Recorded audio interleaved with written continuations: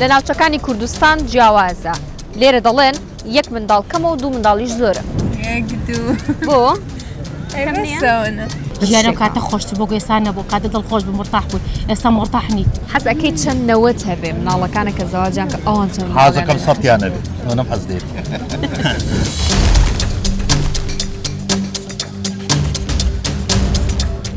ناو چییە؟ حەز ئە خوشک نییە؟ بۆ؟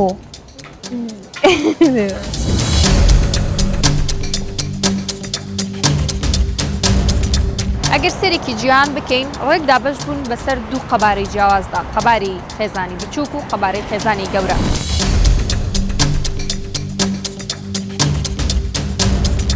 بەکارهێنانی ڕێخستنەوەی خێزان کەمترینی لە پارێزگای دوهۆکە و زۆرترینیان لە پارێزگای هەولێر و سلێمانیە.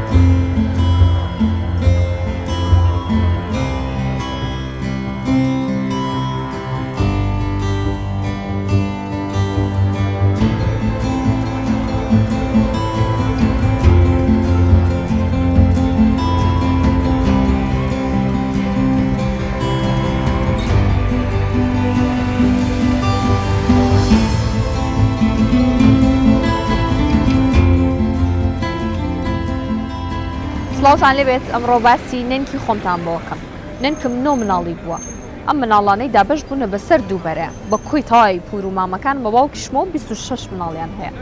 بەشی یەکەمیان حەزیان لە خێزانی گەورێ 5 منداڵ و 6 منداڵیان هەیە بەشی دووەمیشان حەزیان لە منداڵی کەمە یەک منداڵ دوو منداڵ هەندێکشان دەگاتە 3 منداڵیان هەیە بەڵام نەوەی ئەمان واتە نەوەی نێنکم منداڵەکانی مام و پورەکانم ئەوانەی کاوسەرگیریان کردووە ڕژیم مناڵەکانیان ناگاتە 3 منداڵ یەک منداڵ دوو منداڵ بەشێکیان هێشتا بڕیاریان نەداوە منداڵیان ببێت یاخودنا لێرەدا پرسیارێک دروستە بێت تێبینی کراوە کە ساڵ بە ساڵ ڕێژەی قەبارەی خێزان بەرەو بچووبوونەوە دەچێت بەڵام ئاخۆ ئەمە لە ماڵی نێنک و پور و مامەکانی منەوە وایە یاخود بۆ خەڵکی دیکەش بەو جۆرەیە لەسەر ئەم کورسیە دەمەوێت خەڵکیش چیرۆکی ژیانی خۆیان مامەوە بگێڕنەوە بزانین لەلای ئەوان چۆنە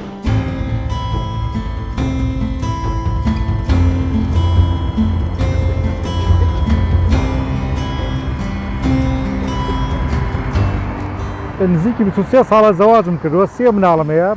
ئەو خانووی کە تیا ئەژیم نزیکی 12 ژوورە 12 ژوورم هەیە و دەوە زیاتر لە خۆم ڕنابین بیکەم بەس 4 مناڵ و 5 مناڵ و زیاتر لەبەرەوەی زروفەکە بە شەیەکی وا گۆڕاوە ئینسان ناتوانێت ئەوەر کە قورسە بقاتە سەرشانی خۆی وەکو جاری جاران حەو مناڵ هۆژ مناڵە بێت و بتوانین بیبی بەڕێوە منۆکو خۆم ئەوی کە بەبیرم بێ حتا جلی براکانی کەم وەسابێت جلی کەم بۆ ناکرا و بیل مقابل خوشکانیشم هەروە بوو و قەنەعەتیشمان نەبوو محیبەت و خۆشەویستێکی زۆریشمان لەبێ نابوو قەنەعەتێکی زۆر زۆر خۆشمان نەبوو بۆ ژیانی کە تیا ژیان ژیانێکی شیرین ئەژیان ژیانەکەمان شیرین بوو خۆشەویستێکی زۆر زۆر هەبوو نەک لە بینێما لە بینی هەموو مناڵەکانی ئەو سەردەمەیە وەڵای مناڵەکانی خۆم ئێستا بۆ یەکەی هەیە هەر لە بەریشی نەکردو حەزی لێ نییە لەوڵا لە بەری ناکەم هەر لە بەری نەکرەوە بەڵی نییە خۆش هێڵی بژاردووە مەسەلەکە قەنەعەتەکەیە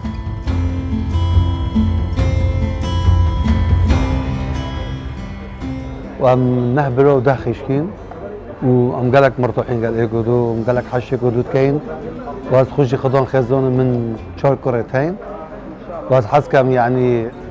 عندي خزونه برفرها بي علاقات الاجتماعيه دي بوشت اللي هنو تشيت اللي هنو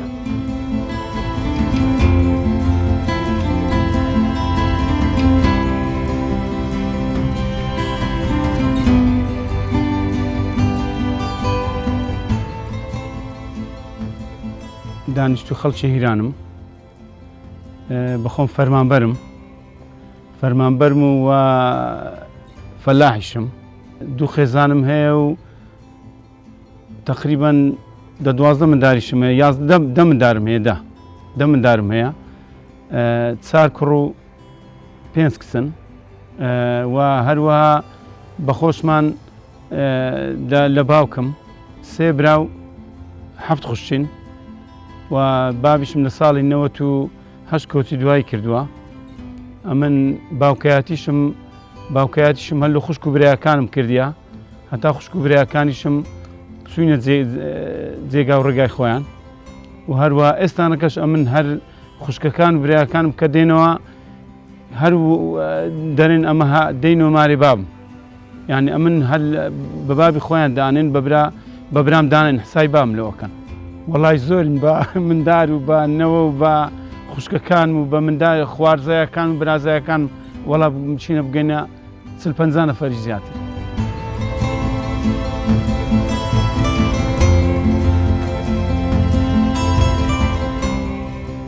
جاران زۆرتر بوو ئێمە 7 مناڵ بووین، 4 خوشک و 3 برا بووین، بەڵام ئێستا بەداخەوە زۆربەی خێزانەکان مناڵیان کەمە، زۆر هەتا 4 مناڵ بڕوات، زۆر مناڵیان کەمە بەڕاستی. خوشکێکم 5 مناڵی هەیە، بۆ نمونە خوشکێکم 3 مناڵی هەیە، بۆ خۆم 3 مناڵم هەیە، برایەکم 1 مناڵی هەیە، برایەکەیکم دوانی هەیە، براکەی کەم سیانی هەیە. بەڵام ئێستا لە ڕووی مناڵ زۆریەوە بەڕاستی مناڵ زۆر کەم بۆتەوە بەداخەوە، خێزانەکان بچوو بوونەتەوە، جاران نەنک و باپیر و پور و حتا خاڵ و مام و ئەوانەشە ژیان پێکەوە، بەڵام بەداخەوە ئێستا خێزانەکان زۆر لە یەکتری دوورکەوتونەتەوە، بە تایبەتی خوشک و براکان، دایک و باوک، دایک و مناڵ. حەزمەکەت ئەو پەڕی 5 مناڵ بۆ 6 مناڵم هەبوایە بۆ ئەوەی کۆمەڵگە زیاتر مناڵ زیاتر بێ، خێزان گەورەترە بێ، کۆمەڵگە زیاترە بێ، کورد زیاترە بێ بە تایبەتی.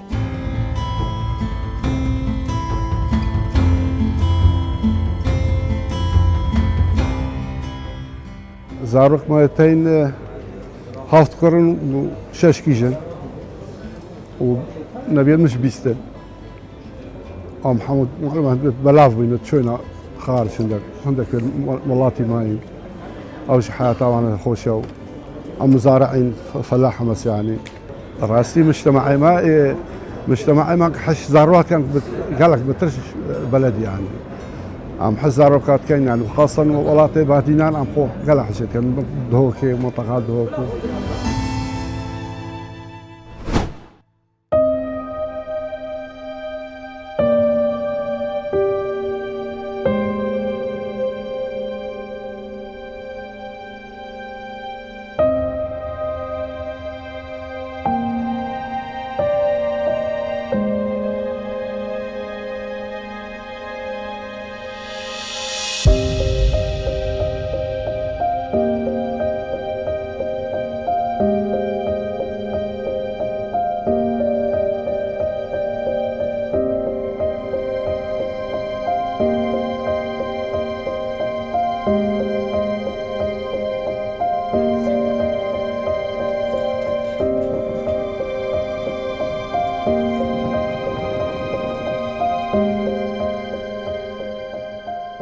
پێدوانی ئێستا خەڵک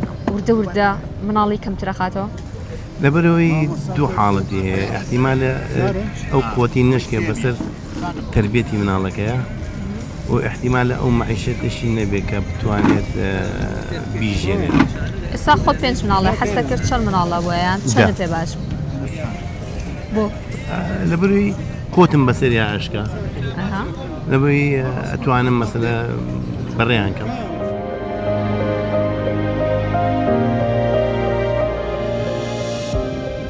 چەند خوشک و بران؟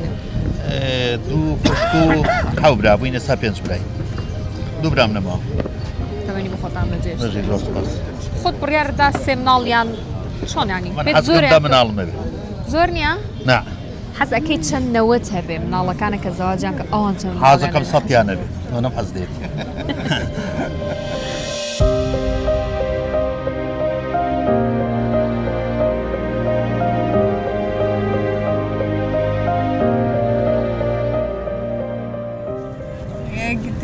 بۆ؟ بۆچی هەیە لە 5-6 یان دایک و باوکی ئێمە زۆر جار باپیرانمان 10 مناڵیان زیاتر بووە؟ چکەکەی خۆیەتی تر ئێمە ئەومان پێ باشە. تۆ حەزت چەند مناڵە؟ هەر یەک و دوان بەسە سوێ پێویستی ژیانەرەوەنی دەم ناڵاتانی بەخێرکەی قورسە ئەی بۆچی نێنک و باپیری ئێماتوان ئەو کاتە زرف و کاتە باشتر بوو ئەو کاتە باشتر بوو ژیانە کاتە خۆشتر بۆ گەێسان نەبوو کاتە دڵخۆش بوو مرتاح بوو ئێستا مرتاح نی بەزاڵێنەوەی دەوڵەمەنەکەم تر مناڵە خاتەوە ناوانی شەر نییە ئەین ڕەتی بە پارەوە هەیە طبعا تێ پارەوە هەیە طبعا بۆ نمونە بۆت بگونجێ حەزەکەی چەند مناڵە بێ دانێ بەسە کفایەتە ئەگەر زۆر دەوڵەمەنیش بیت بەسە دانەیە زۆر بەسە بۆچی ژیان نەبوونە قورسەکەی بۆ خۆی ئێگە پارەت هەبێ خانوت هەبێ ئیشت هەبێ وێندی باش هەموو شتێکت هەبێ هەر ئەو کاتە چەند مناڵ هەر دانی دۆم بەسە ئەی تۆ یەک دانە بەسە دوانی زۆرە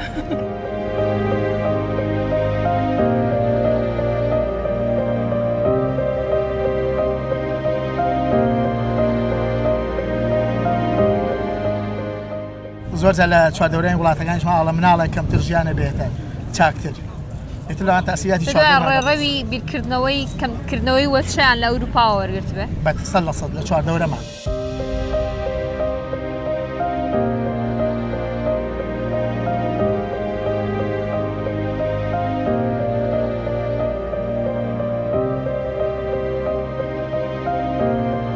تۆتەڵی چەند بۆ هەر بەدایک بوون بێ لە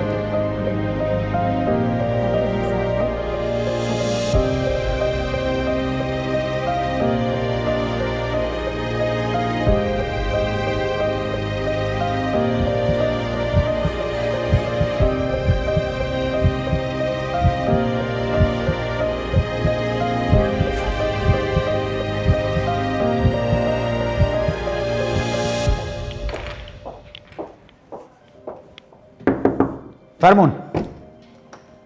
سلام علیکم سڵاو بەخێر بێن ئەحواڵە باشیت بەخێر بێن باشن سپاس سەرچاو بەخێر بێن سەرچاوان 25 ساڵ زیاترە بێ لەگەڵ خێزان و مناڵە مامەڵاکەی یەک گرفتم پێ بڵێ کە لە خێزانی بچووکەکان هەیە و گرفتێکم پێ بڵێ کە لە خێزانە گەورەکان هەیە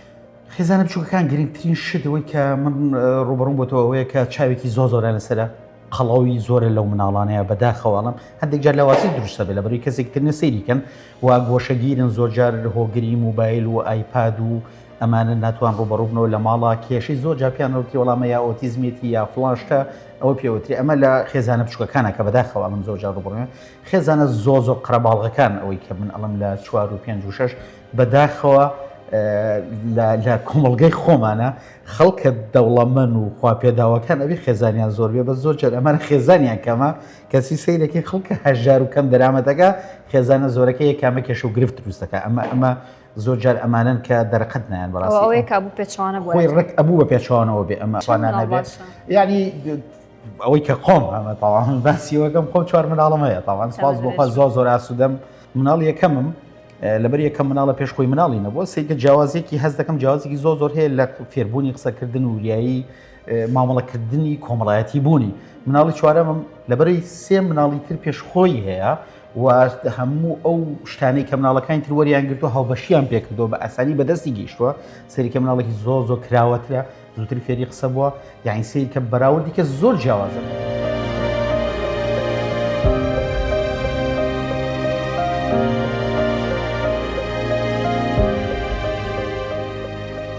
لە سلێمانی قەبارەی خێزان 4.5 کەسە کە کەمترینە لە هەرێمی کوردستان ئەمە بە گوند و بە شاریشەوە سێرمان کرد زۆر نزیکە لە وڵاتانی ئەوروپاوە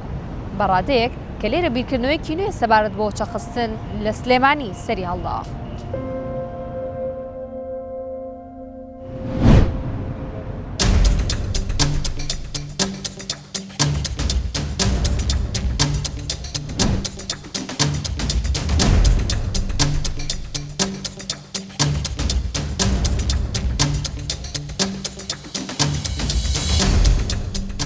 قەبارەی خێزان لە دووهۆک 6.06 کە تا ئێستا لە هەرێمی کوردستان گەورەترین قەبارەی هەیە ئەوە دووهۆکە کەوای کردووە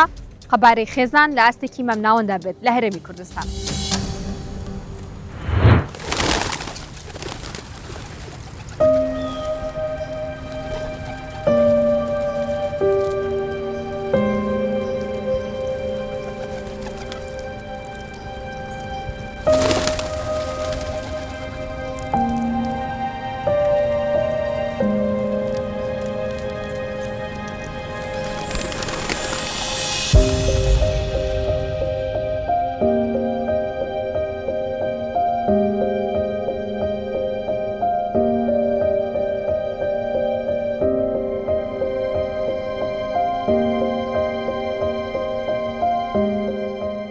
چەند مناڵت هەیە تۆ؟ دوو مناڵ. حەز خێزانی گەوراکە یان بچووک؟ خودەی گەورە. بۆ؟ نا لەگەڵ من لەگەڵ لێکی خۆ. ئەم خیشک برا سێ خیشک و شەش براینە ئەم. خۆ چەند مناڵە هەیە؟ من چار هەنە.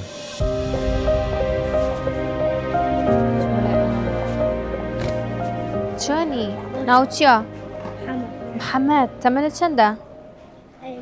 6 ساڵی. چەند خوشک و براو هەیە؟ ئەو برێتە تەنە یەک برا؟ ئەی حەز ئە خوشک نییە؟ بۆ؟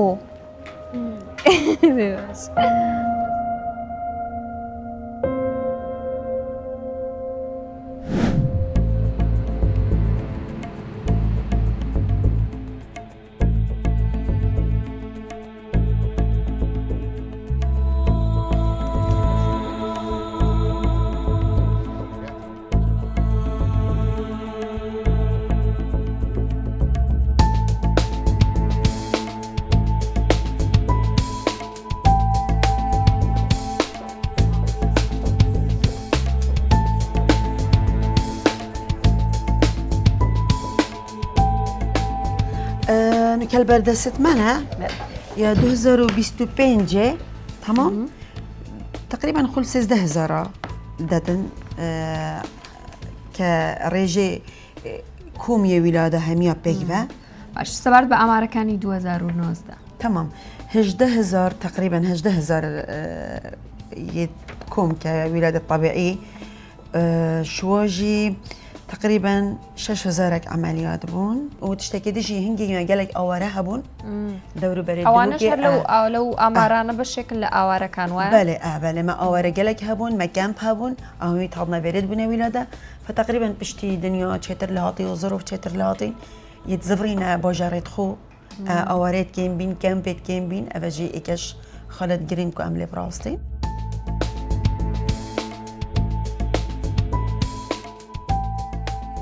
قەبارەی خێزان لە هەرێمی کوردستان ئەمڕۆ بڕیارێکی تایبەتیە بەڵام سبەینێ ئەگەر کێشەیەک ڕووبدات ئەوە کێشەیەکی گشتی دەبێت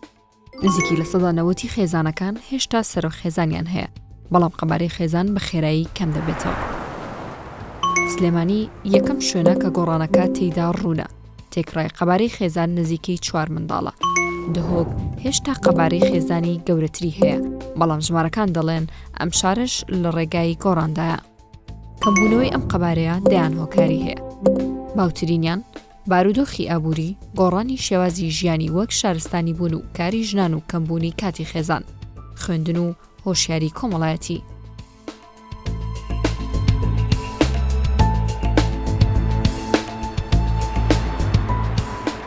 ئەگەر سەرێکی جیان بکەین ڕێکدا بەش بوون بەسەر دوو قەبارەی جیاوازدا قەباری خێزانی بچووک و قەبارەی خێزانی گەورە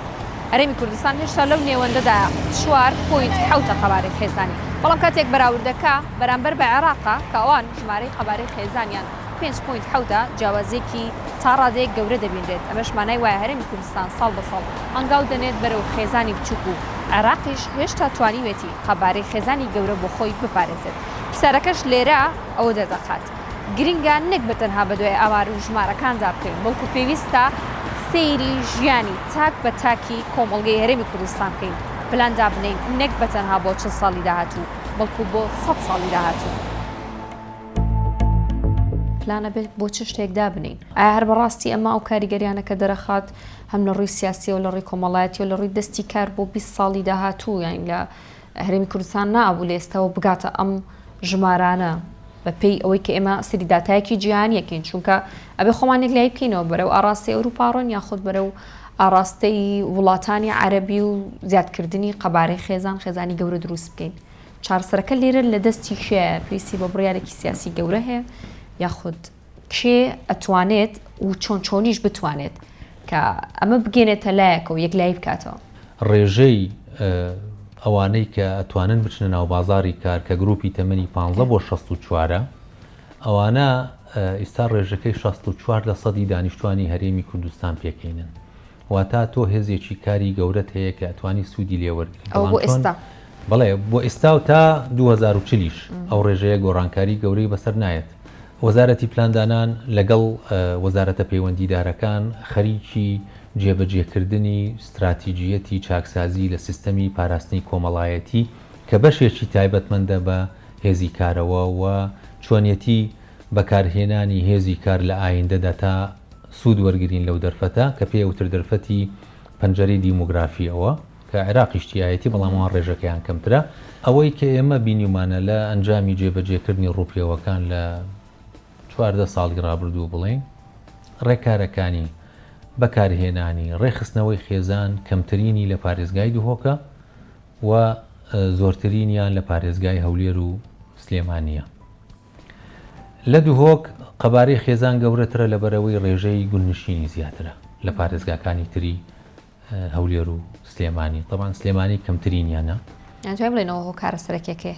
ئەمە هۆکارێکە هۆکارێکی تریشی ئەگەڕێتەوە بۆ بە پێی ئەنجامەکانی کە بۆمان دەرکەوتووە تێگەیشتنی خێزان لە دوو خاڵی سەرەکی. یەکەمیان ماوەی نێوان مناڵی یەکەم و مناڵی دووەم لە سووڕی ژیانی مناڵبوونی ئافرەت کە لە 15 تا 49 ئێمە حسابەکەین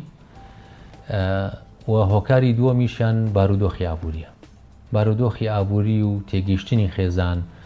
بۆ چۆنیەتی ڕێخستنەوەی ژیانی خۆیان لە ڕووی ئابووریەوە کاریگەری هەبووە لەسەر بڕیاریان بۆ مناڵبوونی یەکەم و دووەم یان ئەوەیە کە تۆ لە بینی مناڵی یەکەم و دووەم چەند ساڵ بەجێهێڵی. بەگشتی لە هەرێمی کوردستان لە سا 76 ئافرەت یەکێ لە ڕێکارەکانی بەکارهێنانی خێزان بەکارێنن لە سووڕی ژیانی مناڵبوونیان لە کاتێکە ناوچەکانی تری عێراق نزیکەی 38% واتان نیوەی ئەو ڕێژەیە ڕێکارەکان. ئیترەمە هۆیەکی سەرەکیە بۆ ئەوەی کە ببینین قەبارەی خێزان لە هەرێمی کوردستان کەمترە لەوەی عێراق و ڕێژەی گەشەی دانیشتوان لە هەرێمی کوردستان کەمترە لەوەی کە لە ناوچەکانی تری عێراق. دەست خۆشاوت بە پێم ڕووپێوی کێسەیە لە بەردەستی ئەمایە لە دهۆک لە 39.6 ئافرەتان ئارەزووی نەبوونی مناڵی دووەم و سێم زۆر جارکە بڕیارەدەن مناڵی دیکەیان نەبێت. لە سلێمانی لە 47.3 و لە هەولێریش 35.2 لە کاتێکە هەمویان چۆن کاتژمێرێکی کەم لە نێوانیاندا جیاوازیگیرکردنەوەی خێزان و ئافرەت و ینی ئەوە طبیعی ئەگۆڕێت بە پێی بڕوانامەی کە بەدەستی هێناوە ئافرەتەکە ئەوە ئێمە هەموویە بێ دراست بکەین بەڕاستی بە تایبەتی بابەتی ئەوەی کێچێ مناڵیە بێ و ئەوی ئیشکە مناڵەکەی لە چۆدانێ. ینی ئەمە بۆ تێچێ لە گرفتە گەورەکان لە بەردەم کارکەری ئافرەت لە هەرێمی کوردستان ناوچەکانی تری عێراق و لەو شوێنانەی کە ئافرەت زۆرتر تیا ئیشەکە ئەوانەش هەر دووبارە ڕێژەی مناڵبوونیان تیا کەمترە. دەست خۆش زۆر سوپاس کاکسیروان مەمنون ئەزێتمان دایت.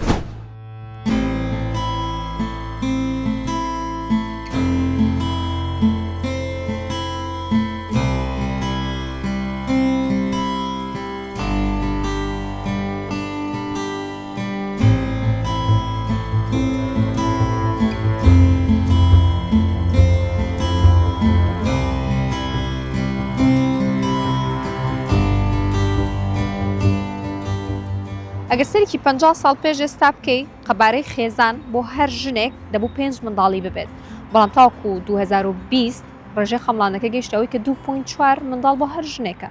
ساڵ بە ساڵ ڕێژەی منداڵبوون لە جیهانیشدا کەم دەبێتەوە. لە هەرێمی کوردستان